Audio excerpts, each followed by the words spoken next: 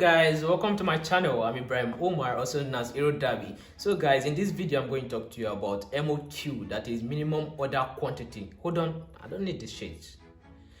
Minimum order quantity, that is the lowest amount of stock or product which a supplier sets to sell to his buyer. Like if you can't meet this MOQs, if you can't meet this supplier's MOQ, he won't sell this product to you. So guys, I'm going to walk you through 4 powerful tips which if you apply them while negotiating with a supplier, is going to lower his MOQ for you. But then I'm going to give you a powerful tip which while you're negotiating with a supplier, you shouldn't give him a room to sense your weakness, because when you do this, he's gonna ignore you, or he might even give you high price so as to chase you out. You should act like a professional. Even if you're a beginner, you should never ever give him a room to sense your weakness, because he's going to believe you're a legit prospect, and even if he doesn't believe you're a legit prospect, everything is over. So guys, I'm going to walk you through this tip.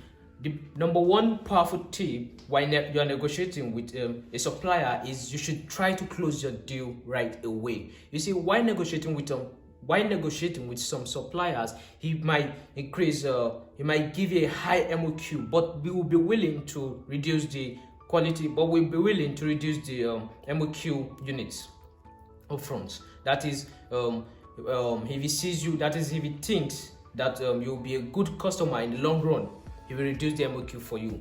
And you should know this as well. Typical payment terms are 30% up down, that is 30% down, then 70% upon completion. You should never ever fall the trick of supplier of 50%. So guys, this takes us into MOQ negotiation tip 2. You see, you should offer to increase MOQ high price. That is, you should offer to increase high price for the supplier's MOQ.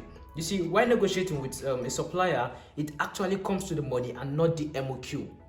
You see, when you offer him a price and it makes sense to him financially, he will lower his MOQ for you. Why? Because you are already in the ballpark of his profits requirements, so he's going to lower his MOQ for you. Like for example, what I mean is, if a supplier's MOQ is 100 units, and at each unit is $1 per piece, then you should offer to increase maybe 2 cents. That's $1.2.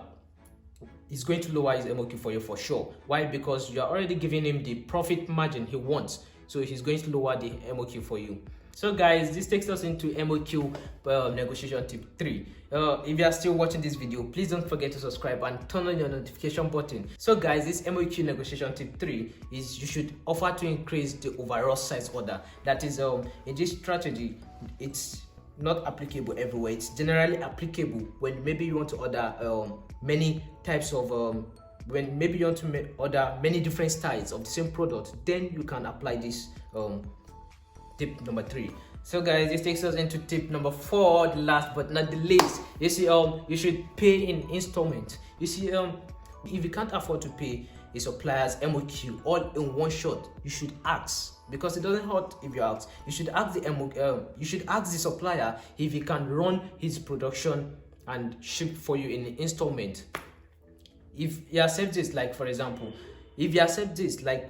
what I mean is, if the MOQ is maybe 500 units, then you can ask him if he accepts your offer to pay half upfront in first month, then after 3 months you pay the remaining. You see, but not every supplier accepts this. Not every supplier will agree to this. It depends on the supplier. If he sees you as a good company, or he respects you and sees you are good for the money, then he's going to accept to this arrangement.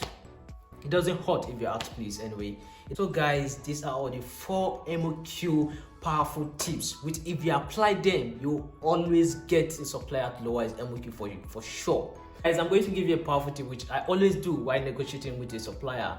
You shouldn't cheat with companies. You shouldn't be like this guy who is all deal with factories directly. No, you shouldn't be like this. You should deal with trading companies. Because why? These trading companies, they have access to various factories. While you are negotiating with the trading company, another party is as well negotiating with this trading company. So this makes the trader, that is the trading company, to meet a particular supplier's MOQ and split among the buyers. Lowering it for everyone. So guys, I hope you enjoyed watching this video. In my next video, I'm going to talk to you about cheap hot selling products, which if you order them and import them to your country, you're going to make good fortune.